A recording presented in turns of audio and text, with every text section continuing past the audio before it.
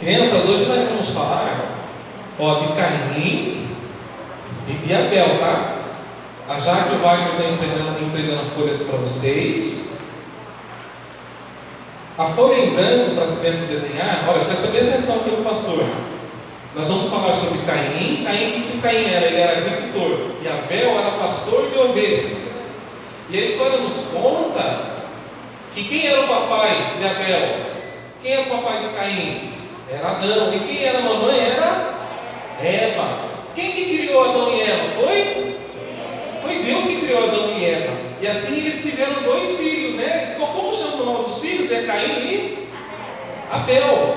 Caim, ele era agricultor. Agricultor é aquele que faz o quê? Planta alface, planta tomate, cuida dos legumes. Ali, coloca aguinha para que a planta cresça, para que haja mantimento. E o que o pastor de ovelhas faz? Abel era pastor. E Abel, ele cuidava das ovelhas, alimentava as ovelhas.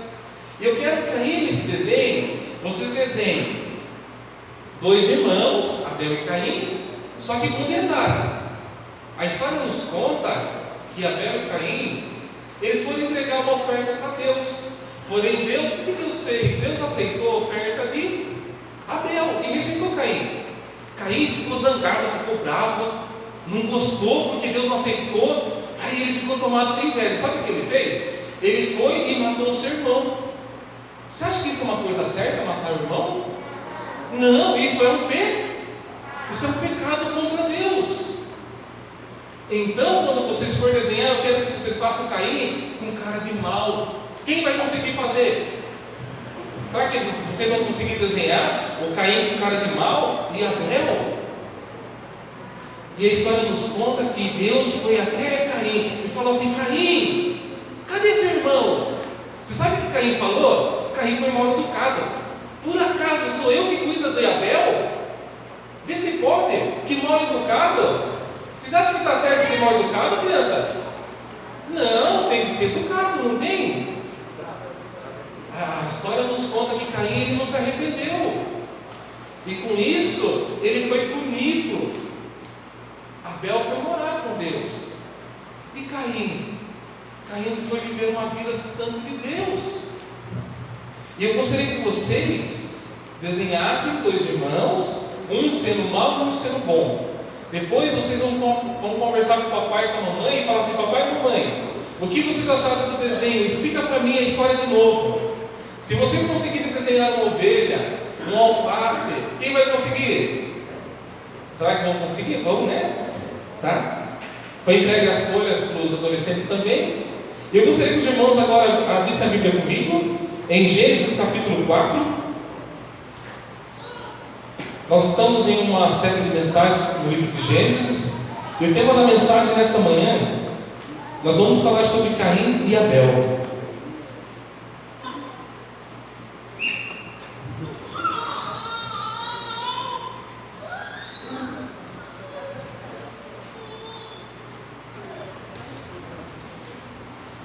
Assim que você encontrar, se coloque de pé. Gênesis 4, do versículo 1 ao 16. Adão conheceu intimamente Eva, sua mulher. Ela engravidou e, tendo dado à luz Caim, disse: alcancei do Senhor um filho homem. Tornou ela a dar à luz outro filho, Abel, o irmão dele. Abel tornou-se pastor de ovelhas e Caim, agricultor. Tempos depois, Caim trouxe do fruto da terra uma oferta ao Senhor. Abel também trouxe da gordura das primeiras crias de suas ovelhas. E o Senhor acolheu bem Abel e sua oferta, mas não acolheu Caim e sua oferta. Por isso Caim ficou furioso e ficou com o semblante abatido. Então o Senhor perguntou a Caim: por que tiraste? E por que estás com o semblante abatido? Se procederes bem, não se restabelecerá o teu semblante, mas se não procederes bem, o pecado jaz à porta, e o desejo dele será contra ti, mas tu deves dominá-lo. Então Caim disse a seu irmão Abel: vamos ao campo. Enquanto estavam no campo, Caim se levantou contra o seu irmão Abel e o matou. E o Senhor perguntou a Caim: onde está Abel, teu irmão? Ele respondeu: não sei, por acaso sou guarda do meu irmão? E Deus prosseguiu: que fizeste? A voz do sangue do teu irmão está clamando a mim desde a terra. Agora maldito és tu, serás afastado da terra, que abriu a boca para receber da tua mão o sangue de teu irmão. Quando cultivares a terra, ela não te dará mais sua força. Serás fugitivo e vagarás pela terra. Então Caim disse ao Senhor: a minha punição é maior do que posso suportar. Hoje me expulsas da face da terra, também me esconderei da tua presença. Serei fugitivo e vagarei pela terra, e quem me encontrar me matará. O Senhor, porém, lhe disse: 7 vezes cairá a vingança sobre quem matar Caim. E pôs o Senhor um sinal em Caim, para que ninguém que encontrasse o ferisse de morte.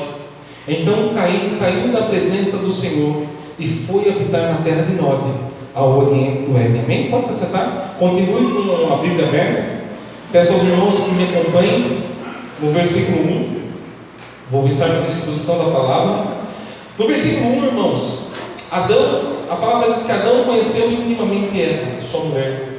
Ela engravidou e, tendo dado à luz, Caim disse: alcancei do Senhor um filho homem. Irmãos, é importante notar nesse versículo 1 a reação de Eva. Ela reagiu ao nascimento do seu primeiro filho.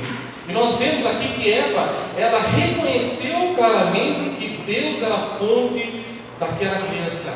Ela viu seu filho como um presente de Deus.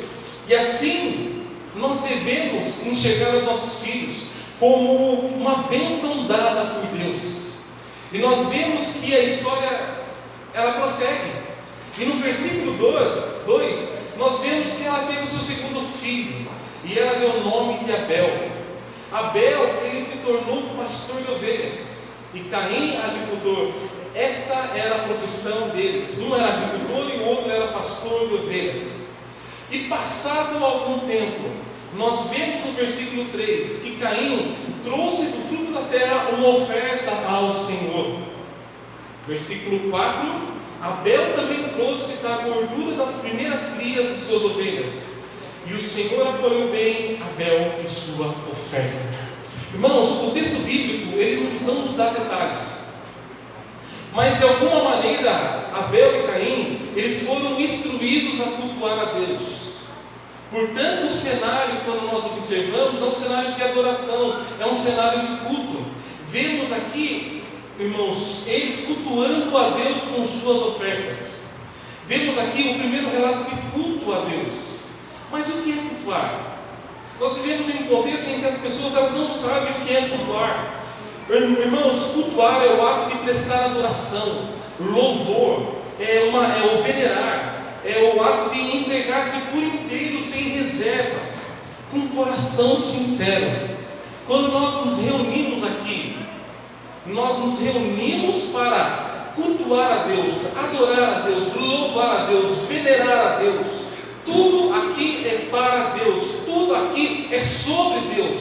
O alvo nosso deve ser sempre a adoração a Deus. O nosso culto, jamais ele deve ser focado ao homem. Se você ou eu estamos aqui simplesmente porque nós nos sentimos bem, nós temos um relacionamento, amigos, o ambiente é gostoso, mesmo que tudo isso seja muito bom e verdade, jamais deve ser a motivação primária, nossa prioridade de estar aqui. A nossa prioridade como cristão deve ser o culto a Deus. E um detalhe, segundo os seus preceitos. Esse é o motivo que precisamos ter. Por isso, da necessidade de ordem, da necessidade de reverência, da necessidade de decência, porque nós estamos aqui, não é diante do pastor Rafael, mas nós estamos aqui diante de Deus. Tal ato que deve ser além dessas 4 paredes, algo que deve se estender em todas as áreas da nossa vida. O culto nosso não para. Pense um pouquinho a respeito disso e reflete. Faça uma reflexão a respeito do seu culto. O culto nosso não para. A nossa vida deve ser um culto a Deus. Os verdadeiros adoradores adorarão em espírito e em verdade. Interessante é pensar que Abel e Caim, eles tinham as suas profissões, cada um com a sua vocação, e foi por meio do trabalho que eles cultuaram a Deus. É em todas as esferas da nossa vida que o nosso culto ele deve ser exercido. Como Deus deve ser cultuado? Já parou para pensar como Deus deve ser cultuado? É de qualquer jeito? Não. Deus jamais deve ser cultuado conforme a nossa boa vontade, ou conforme o nosso achismo, ou segundo a tradição de homens. Mas Deus deve ser cultuado segundo a sua palavra. Quando nós cultuamos a Deus com o nosso achismo, nós acreditamos que cultuar a Deus é fazer barganha com Deus. Se o Senhor fizer na minha vida, daí sim eu vou viver para o Senhor. O dia que o Senhor abençoar, derramar da prosperidade sobre a minha vida, daí eu vou me entregar por inteiro. Um culto conforme o nosso achismo é fazer do momento do culto um palanque político.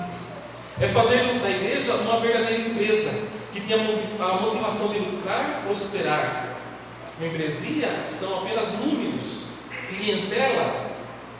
Quando cultuamos segundo a tradição de homens, se você não estiver aqui de terno, de gravata, você não vai ser aceito por Deus. Se as mulheres cortarem os cabelos, principalmente curtinho, também não será aceito por Deus. Critérios humanos que por fim é pecaminoso em si mesmo. Irmãos, o culto na igreja primitiva, ele era o mais simples possível, e o fundamento do culto era a palavra de Deus. Tudo era em torno de Jesus Cristo, tudo era para Jesus Cristo.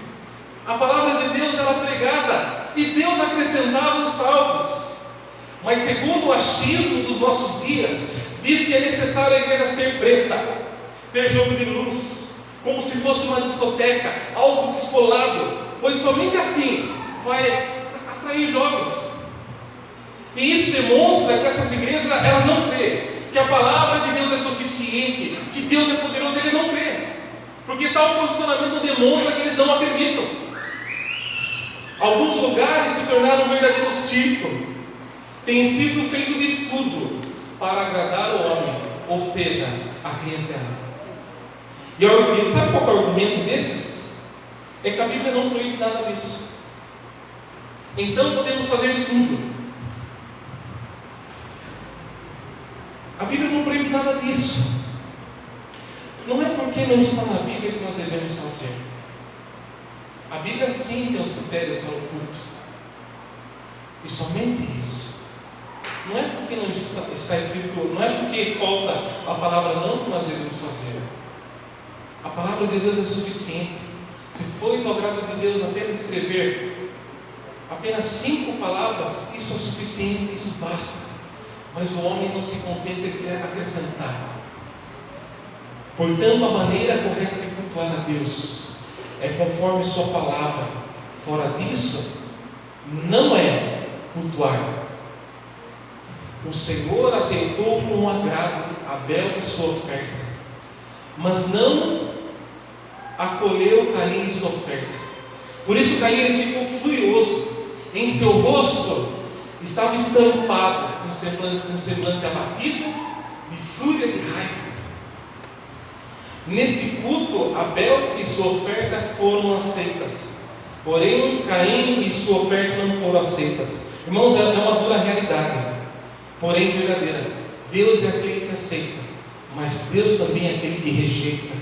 Em Hebreus capítulo 11, versículo 4, vemos que pela fé Abel ofereceu a Deus mais excelente sacrifício do que Caim. Ou seja, havia fé, havia confiança, havia convicção no ato de Abel. E isto foi visto por meio das suas obras, por meio da sua oferta.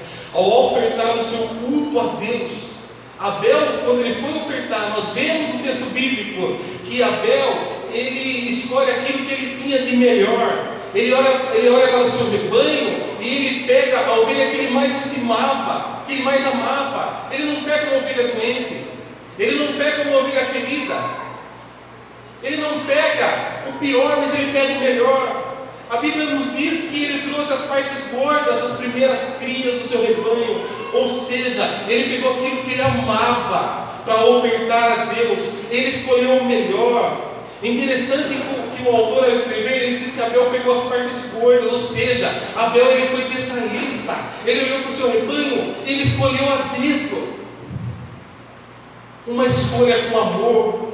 Por isso que o autor de Hebreus diz que Abel ofereceu pela fé. Imagino que Abel dizia dentro de si: vou pegar o melhor, a melhor parte, a melhor ovelha, pois Deus merece melhor.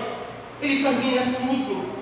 Deus é maravilhoso, Ele é meu amor. É como se Abel fosse cortar um pedaço de bolo, e o primeiro pedaço de bolo, com o único morango daquele bolo, vai para a pessoa que eu mais amo, e essa pessoa é Deus. E ele corta não um pedacinho, ele corta um pedação. E a palavra diz assim: o Senhor aceitou com agrado Abel de sua oferta. Abel foi até Deus convicto que seria aceito e abençoado, não por causa da sua oferta, mas porque Deus é misericordioso e gracioso. E que coisa maravilhosa, Deus aceitou. Isso é graça, isso é misericórdia. Irmãos, apesar de todo o empenho de Abel era descendente de Adão e Eva, portanto, ele era um pecador também, como eu, como vocês. Mas isso não ausentou Abel da sua responsabilidade de cultuar a Deus com aquilo que ele tinha de melhor. Através da sua oferta, Abel demonstrou a sua fé.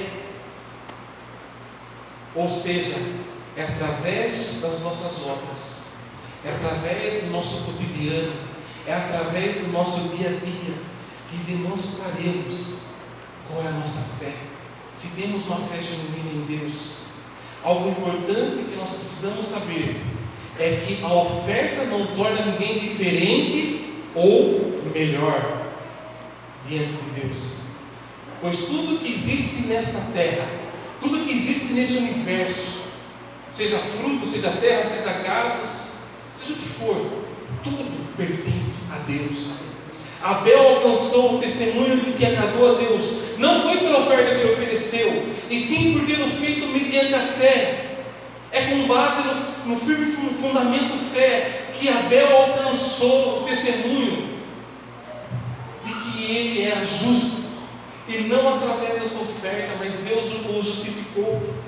Em nossos dias vemos muitos líderes religiosos ensinando a sua membresia, que se fizerem votos, ofertas, sacrifícios, contribuições,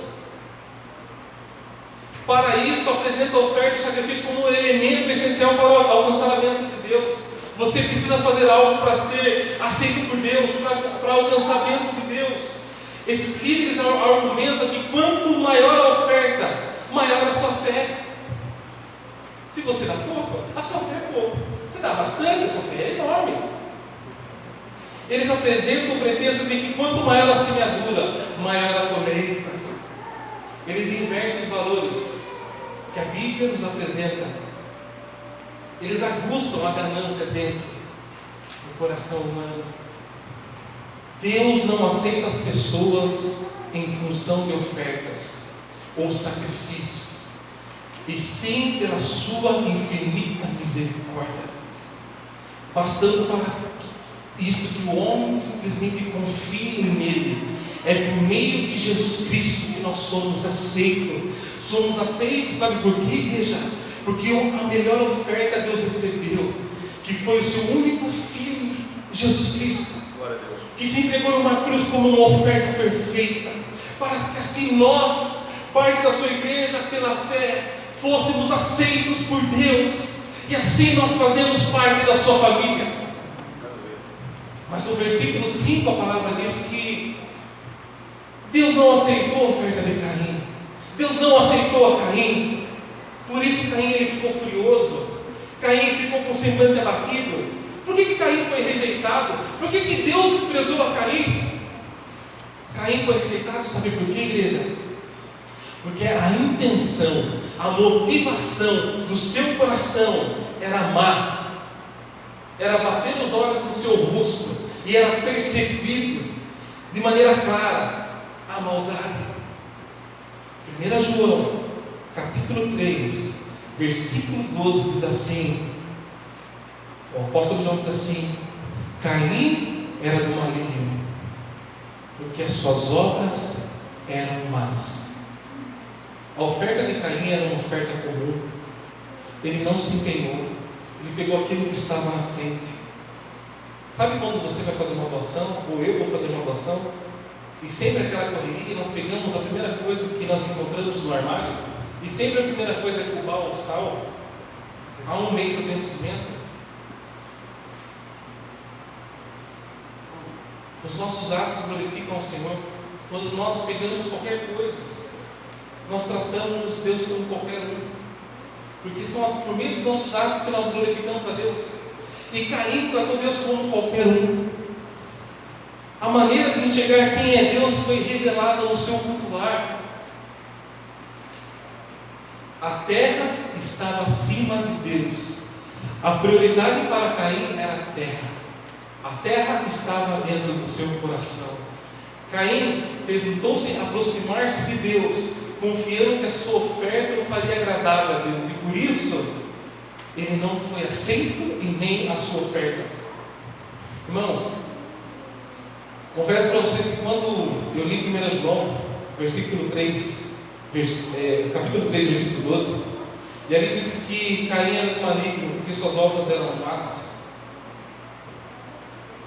é de dar medo e temor. Sabe por quê? Porque infelizmente muitos têm percorrido o mesmo caminho de Caim.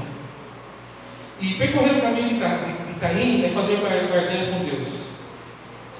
Seguir o caminho de Caim é acreditar que será aceito por causa da sua oferta.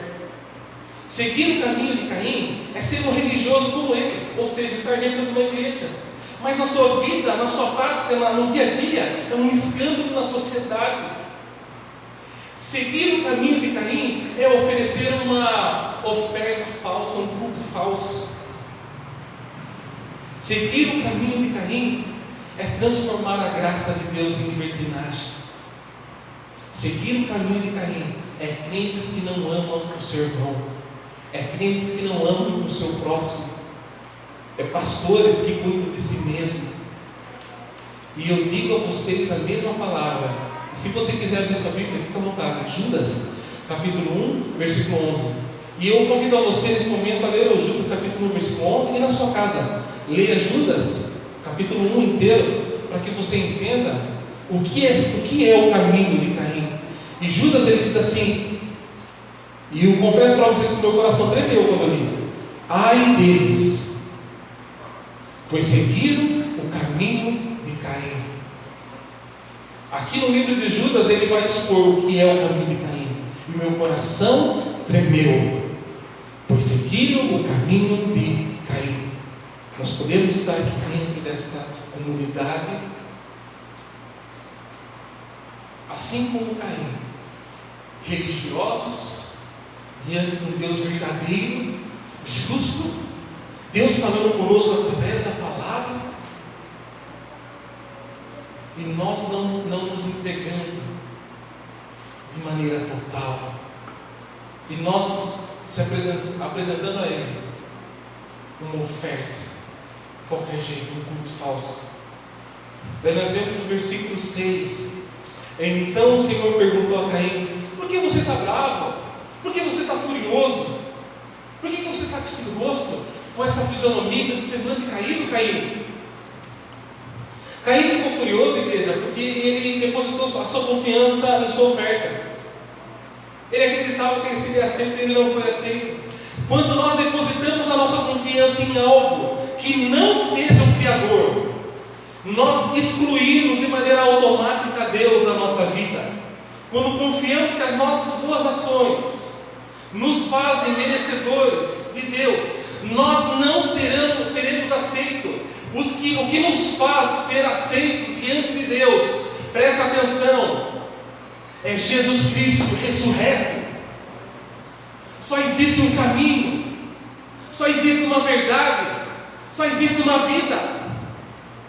Daí no versículo 7 Deus fala, olha que interessante, Deus falando com Caim, igreja: se procederes bem, não se restabelecerá o teu semblante, mas se não procederes bem, o pecado jaz à porta, e o desejo dele será contra ti, mas tu deves dominá-lo. Observe comigo, quem está falando com Caim? É Deus. Quando Deus fala assim: Caim, o pecado está à porta, o pecado está te ameaçando, ele deseja conquistar você, Caim, mas você deve dominá-lo. Irmãos, imagine comigo aqui, na linguagem original do hebraico, diz que o desejo aqui é como um leão feroz, rugindo, faminto. E o conselho de Deus aqui, para Caim, é assim: Caim, aqui está o leão, ele deseja te dominar, mas você deve dominar esse leão, Caim. E este leão se chama desejo. E algo que nós precisamos saber: o fato de Deus aconselhar a Caim a dominar este desejo, a dominar este leão, não quer dizer que Caim conseguiria dominar com suas próprias forças. Jamais ele ia conseguir dominar. Nesse momento era para Caim refletir: puxa, é um leão. E assim se posicionar e declarar: eu não posso com ele, ele é mais forte do que eu. Então Deus, ajuda-me na minha fraqueza. Era momento e oportunidade de Caim reconhecer a sua fraqueza diante de Deus, pois o desejo era como um leão, faminto, rugido, e ele sozinho, ele seria estraçalhado. Mas Caim fez completamente diferente. Simplesmente ele ignorou a palavra de Deus, ele tapou os seus ouvidos. Esse tipo de comportamento, infelizmente, é muito comum em nossos dias, como por exemplo, quando nós vamos conversar ou aconselhar um usuário de drogas. O desejo deles por drogas sempre está à porta como um leão faminto. E sabe o que a maioria dos usuários fazem? Eles não reconhecem a sua fraqueza, e assim usam de mentiras e tentam lutar contra o vício, contra esse desejo, sem Deus. E sabe qual é o resultado? Todo mundo aqui já sabe. O desejo domina esta vida, o vício domina esta vida. São prisioneiros da vontade, do desejo, prisioneiros do vício. Sabe por quê? Porque sozinhos ninguém vence, jamais vencerão. São inúmeros tipos de desejos que dominam muitos corações. Eu poderia citar vários tipos de desejos, vários tipos de vícios. Cabe você que aqui está vasculhar o seu coração, analisar o seu coração. Qual é o desejo que domina o seu coração? Que está à tua porta como um leão, rugindo, faminto, querendo estraçalhar a sua vida, a sua família. Pornografia? Glutonaria? Luxúria? Sensualidade? Avareza? Alcoolismo? Tabagismo? Qual é? Mídia social? Você sabe por que muitos corações são dominados pelo desejo? Porque decidiram andar independentes de Deus, tendo o mesmo posicionamento de Caim, acreditando que sozinhos eles vão conseguir, ignorando a palavra de Deus, ignorando o relacionamento sério com Deus. Pessoas que se acham fortes, pessoas que se acham valentes, acreditando que com isso vão vencer os desejos. Mas lembre-se, o seu desejo, o desejo, quando a Bíblia fala, é como um leão. Sozinho você vai perder essa batalha. Sozinho você vai morrer no caminho, você vai ser estraçalhado. E você sabe algo que me chama muita atenção? É que quando Caim ele fica irado e no seu rosto, Deus olha e fala: puxa, por que você está com essa cara, Caim? Com esse rosto, Caim? Por que você se transformou? Por que transformou o seu rosto? Por que você está furioso? Irmãos, quando o nosso coração está tomado pela fúria, pela ira, pela raiva, o nosso rosto muda. E um detalhe, não simplesmente o nosso rosto muda, mas ficamos cegos e surdos. E foi isso que aconteceu com Caim. E eu vou citar um exemplo clássico, para você entender o que acontece quando o nosso coração está tomado pela raiva, pelo sentimento de vingança e de ira. Nós vemos no Antigo Testamento uma história bem clássica e linda, quando Moisés com o povo, fugindo de Faraó, chega um momento em que eles se deparam com o mar vermelho. E ali Deus fala para Moisés, e Deus ali de maneira milagrosa, sobrenatural. Moisés toca naquelas águas, e aquelas águas criam 2 paredões gigantes. E Deus faz uma estrada em meio ao mar. E aquele povo começa a atravessar, com medo. Mas foi Deus que falou: vai, Moisés, atravessa com o povo logo. E lá atrás vinha Faraó tomado de raiva, de ira, de fúria, junto com o seu exército. E Moisés começa a atravessar junto com o povo. Um detalhe importante: o exército de Faraó começa a perseguição, e eles entram também nessa estrada, a qual Deus tinha aberto. Deus abriu aquele mar, foi para o povo hebreu e não para os egípcios. E eles começaram a andar, quando de repente aqueles paredões de água começam a cair sobre eles. E ali eles foram mortos. Tanto que nós olhamos hoje para a nossa história e nós vemos que os arqueólogos, os historiadores, eles encontraram carruagens. Essa história é real. Aquele mover sobrenatural em favor do povo hebreu. E ali o exército morreu. Sabe por que eles morreram? Porque eles estavam cegos, tomados pela ira, pela raiva. A raiva, a fúria nos cega. Uma pessoa em sã consciência, sabendo que Deus estava contra ela, Deus estava a favor dos hebreus e contra os egípcios, de maneira nenhuma, jamais passaria em meio a algo sobrenatural. Eu não seria louco? É Deus que está contra mim, jamais. Eles estavam vendo algo extraordinário acontecendo, e Deus, alguns capítulos anteriores, Deus já tinha demonstrado o seu poder, mandando chuva de pedras, fazendo com que feridas surgissem nos gados daquele povo. Mesmo assim, aquele exército tomado pela raiva, pela fúria, cego, surdo, atravessa. E a conclusão é que eles foram mortos de maneira trágica. Irmãos e irmãs, caso você esteja com o coração tomado pela raiva, na sua mente nesse exato momento, a única coisa que passa pela sua mente é se vingar, dar o troco. Eu tenho um conselho para você: se arrependa, porque o seu fim poderá ser trágico também, como Caim e como o exército de Faraó. Versículo 8 diz então que Caim disse a Abel: vamos ao campo. E enquanto eles estavam no campo, Caim levantou-se contra o seu irmão Abel e o matou. Aqui vemos a materialização de um coração dominado pelo pecado. Caim, ele premeditou, arquitetou o assassinato do seu próprio irmão. E assim ele matou seu irmão. Caim, tomado por ciúme e inveja. Infelizmente isso é algo que ainda acontece. A todo instante ouvimos em noticiários diversos tipos de assassinatos, independente de qualquer circunstância. Nenhum ser humano tem o direito de tirar a vida de ninguém. Ninguém. Versículo 9: e o Senhor perguntou a Caim: onde está Abel, teu irmão? Ele respondeu: não sei. Por acaso sou guarda do meu irmão? Irmãos, Deus sendo poderoso, onisciente, onipresente, todo poderoso, Deus fez uma pergunta muito estranha para Caim, né?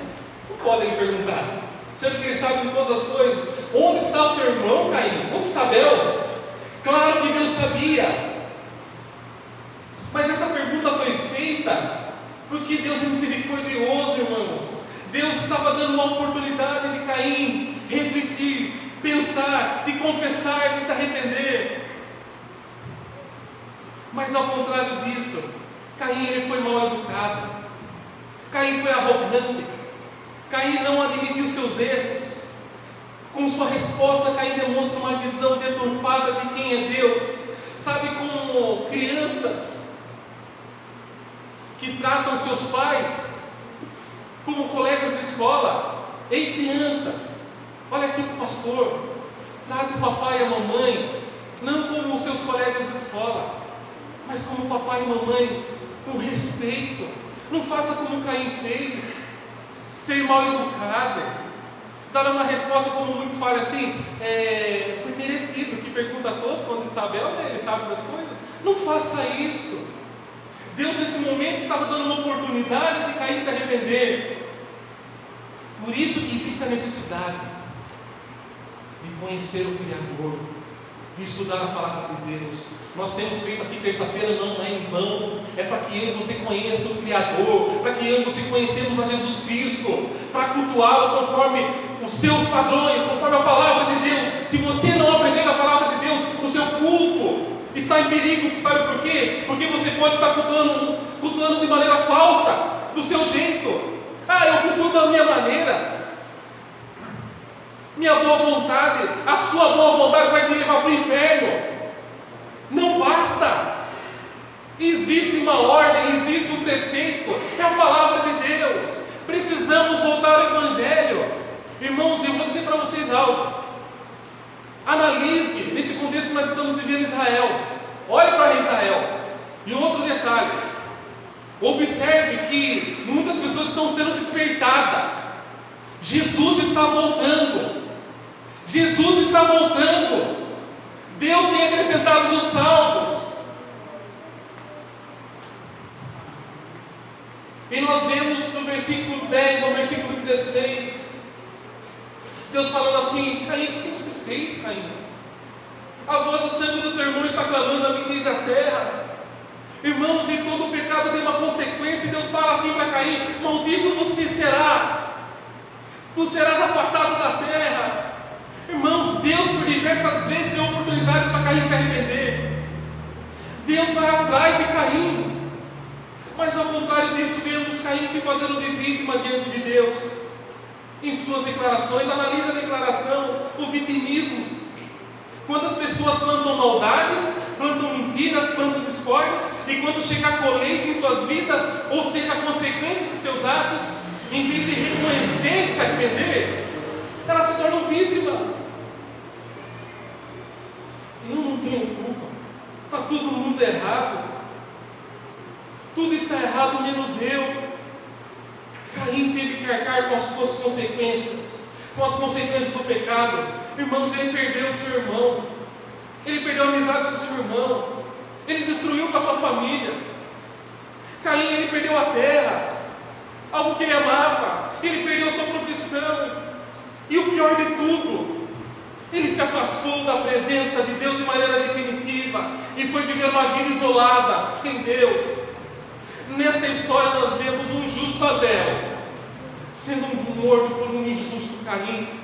Talvez você pense assim comigo: nossa, que história triste. Como Caim foi tão mal de derramar o sangue do seu próprio irmão? Sim, eu concordo com você, Abel ele não merecia um fim que aos nossos olhos foi trágico. Quando eu reflito a respeito da morte de Abel, não tem como não lembrar da morte de Jesus Cristo, pois o seu sangue derramado naquela cruz fala melhor do que no sangue de Abel. E isso está escrito em Hebreus capítulo 12, versículo 24. Abra a Bíblia, leia Hebreus capítulo 12, versículo 24. E a Jesus o mediador de uma nova aliança, e ao sangue da aspersão, que fala melhor do que o de Abel.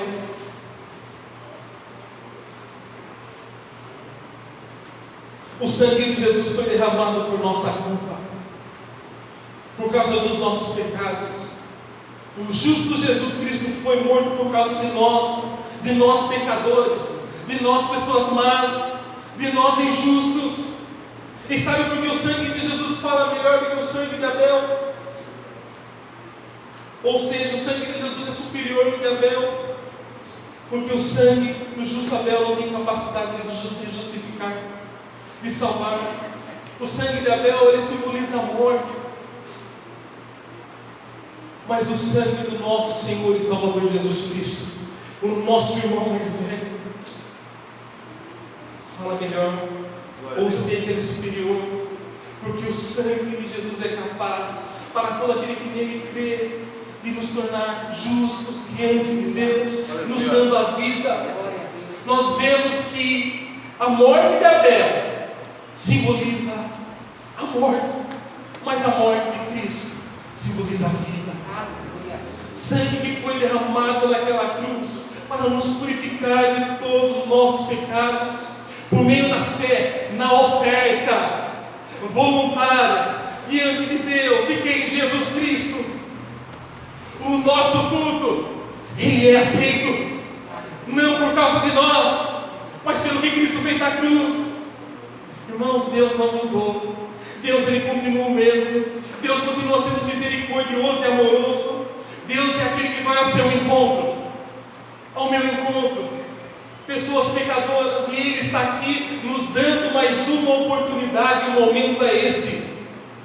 Abel e Caim eram dois religiosos, fazendo um culto a Deus. Quem somos diante de Deus? Pergunta difícil, né? Caim ou Abel? Talvez você não saiba a resposta. Eu não sei a resposta. Você também não sabe a resposta. Mas Deus conhece o meu e o seu coração. E Ele sabe quem somos diante dEle. Não tenha a mesma postura de Caim. Aproveite esse momento de oportunidade. Pois aquele que confessa e deixa o pecado alcança a misericórdia. O pecado está à porta, como um leão, querendo destraçalhar.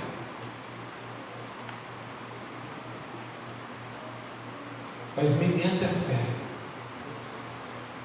fala: Senhor, me ajuda na minha fraqueza, porque sozinho você está estraçalhado. Convido a você a fechar seus olhos.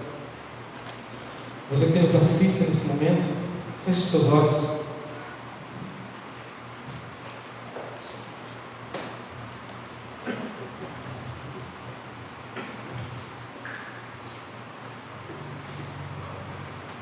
Faça uma oração de arrependimento, uma oração de confissão dos pecados. Enquanto o Jones canta uma canção, eu não vou orar.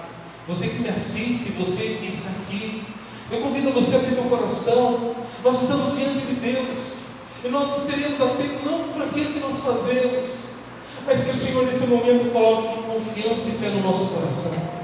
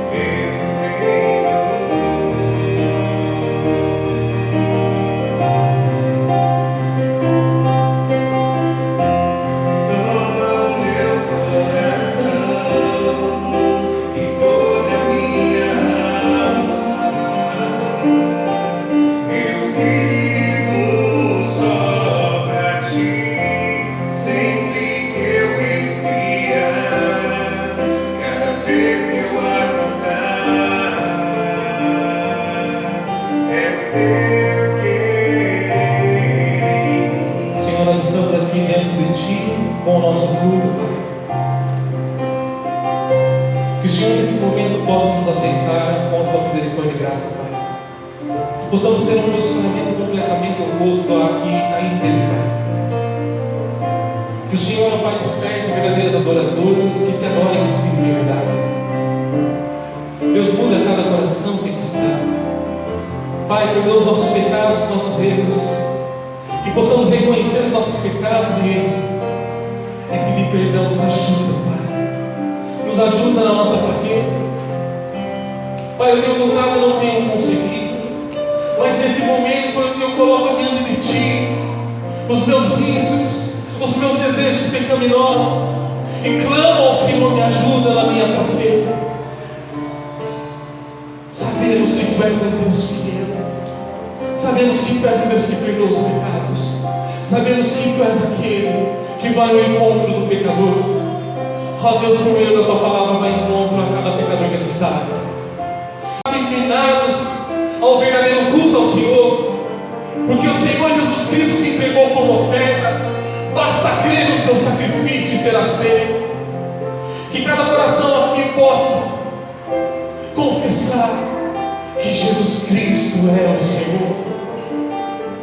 Ó Deus, que o poder da Tua palavra, o Espírito Santo do Senhor convença a cada coração que aqui está dos seus pecados. O Senhor em breve voltará a buscar a Tua igreja. Não deixe para amanhã, não deixe para depois, mas que o Seu culto seja um culto a qual seja uma oferta agradável, que você possa entregar o teu corpo por inteiro, a sua vida por inteiro. Solta a rédea, solta as mãos e lança aos braços do Pai. Pai, eu Te agradeço por essa palavra. Aqueles que nos assistem, que a bênção do Senhor esteja sobre a vida de cada um. Amém.